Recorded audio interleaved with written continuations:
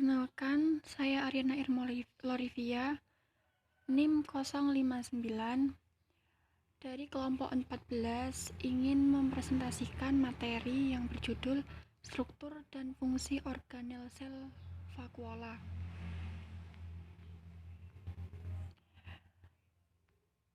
Untuk pengertian vakuola itu sendiri adalah organel siplosmik yang berisi cairan dan dibatasi selaput tipis yang disebut tonoplas.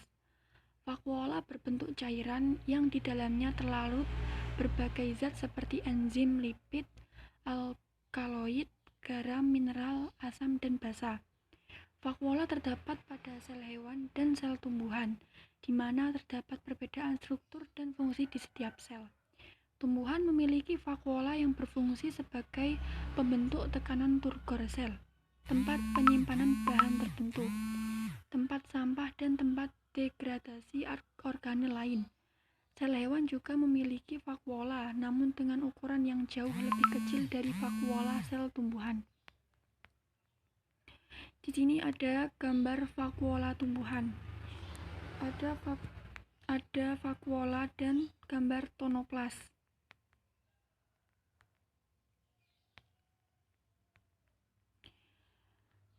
Lanjut, yaitu tekanan turgor. Apakah tekanan turgor itu? Turgidus artinya menggelembung. Tekanan turgor terjadi bila sitoplasma bersifat hipertonik terhadap vakuola. Oleh karena itu, vakuola menyerap air membesar sehingga tekanannya meningkat atau tekanan turgor. Berikut adalah zat-zat yang terdapat di dalam vakuola. 1. Berbagai macam gas seperti oksigen dan karbon dioksida. 2. Asam amino, bisa berupa hasil metabolisme maupun sisa metabolisme. 3. Garam-garam organik. 4. Glikosida. 5. Tanin atau minyak penyamak. 6. Minyak atsiri, zat yang menimbulkan arom. 7. Zat-zat alkaloid seperti kafein dan sebagainya. 8. Berbagai enzim. 9. Sejumlah butir-butir pati karbon dioksida, pigmen, enzim, dan sisa-sisa metabolisme lain. Vakuola terdiri dari 3 jenis, yaitu vakuola makanan, vakuola kontraktil yang ditemukan pada protista, dan vakuola tumbuhan pusat. Yang pertama, vakuola makanan. Vakuola ini berfungsi untuk mencerna makanan dan mengedarkan hasil pencernaan makanan ke seluruh tubuh. Organisme yang makan dengan cara fagositosis mengelilingi mangsanya dengan bagian dari membran plasmanya dan menelannya dengan memfusikan membran yang mengelilinginya dan memindahkannya, yang sekarang disebut vakuola makanan, ke dalam sitosol. Di sini ada gambar vakuola makanan. Paramecium food vacuoles filled with caramelized yeast. Untuk yang kedua, ada vakuola kontraktil. Sebagian besar organisme terrestrial beresiko dehidrasi, menguapnya air ke lingkungan sekitarnya. Sebaliknya, organisme yang hidup di air terdapat pada lingkungan di mana air terpelihara bergerak ke dalam sel. Beberapa protista yang hidup di air mempunyai vakuola kontraktil, suatu struktur yang mengumpulkan air dan memasukkannya ke dalam selnya dari lingkungan, dan secara periodik mengeluarkan air yang sudah dikumpulkan ke lingkungan luar dengan mengkontraksikan vakuola seperti sebuah pori, sehingga namanya adalah vakuola kontraktil. Vakuola ini memiliki fungsi sebagai osmoregulator, yaitu mengatur nilai osmotik dalam sel. Di sini ada gambar vakuola kontraktil. Lanjut. 3. Vakuola tumbuhan pusat.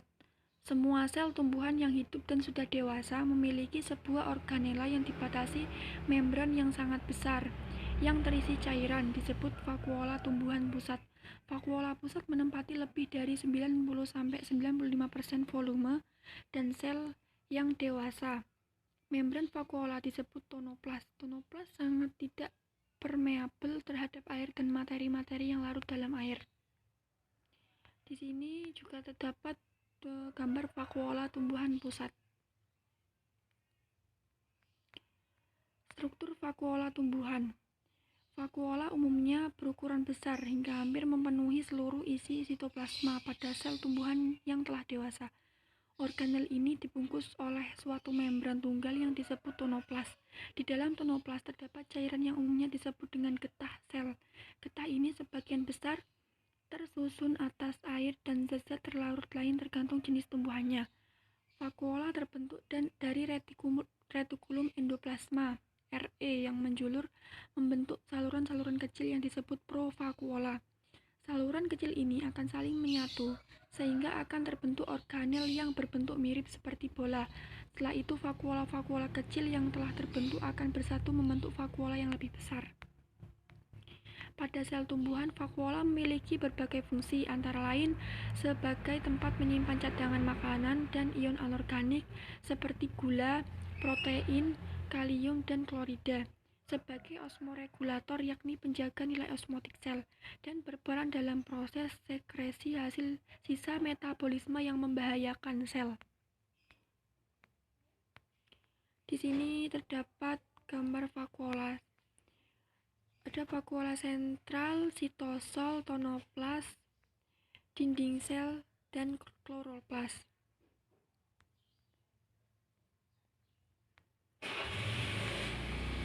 Pada sel hewan, vakuola hanya terdapat pada hewan uniselular saja. Contohnya adalah protozoa. Fungsi vakuola adalah sebagai vakuola pencernaan makanan atau vakuola non-kontraktil. Selain itu, protozoa juga memiliki vakuola berdenyut atau vakuola kontraktil yang berperan dalam pengaturan tekanan osmotik sitoplasma. Vakuola yang terdapat pada hewan. Pada hewan tidak semua mempunyai vakuola. Hanya organisme seperti protozoa. Ada dua jenis vakuola pada hewan, yaitu gerak dan makanan. A. Fungsi vakuola gerak adalah mengumpulkan dan mengekstrak air dari sumber cairan, sedangkan air digunakan untuk mengatur jumlah air dan garam dalam tubuh. B. Fungsi vakuola makanan adalah untuk mengawetkan, mengolah, dan mendistribusikan makanan ke seluruh saluran pencernaan. Fungsi vakuola. Fungsi vakuola itu sendiri tergantung pada jenis sel yang ditemukan. Salah satu fungsi dari vakuola adalah untuk mengisolasi bahan-bahan yang berbahaya bagi sel. Fungsi utama dari vakuola yakni mengandung produk limbah dari sel dan mengisolasi mereka dari sisa organel dan sitoplasma. Vakuola bisa didefinisikan sebagai reservoir non-hidup yang dibatasi oleh membran berbeda atau secara selektif permeabel. Beberapa fungsi vakuola antara lain: yang pertama, menyimpan nutrisi seperti glukosa dan amilum. 2. Menyimpan pigmen atau sayuran, bunga, dan buah-buahan. 3. Menyimpan minyak atsirik atau kelompok minyak yang mengeluarkan aroma khusus seperti minyak kayu putih. 4. Dapat mengatur turgiditas sel atau tekanan osmotik. 5. Menimbun sisa metabolisme dan sekunder metabolik seperti karet, kalsium oksabit, alkaloid, dan tanin. Ciri-ciri vakuola pada tumbuhan. Yang pertama, pada protista, vakuola kontraktil berfungsi sebagai pengatur air. 2. Pada sel dewasa tumbuhan, vakuola cenderung lebih besar dan tunggal, disebut vakuola sentral yang menempati ruang sel sekitar 80% atau lebih. 3. Pada sel hewan, vakuola cenderung lebih kecil dan digunakan secara temporer untuk menyimpan bahan-bahan atau untuk mengangkut bahan.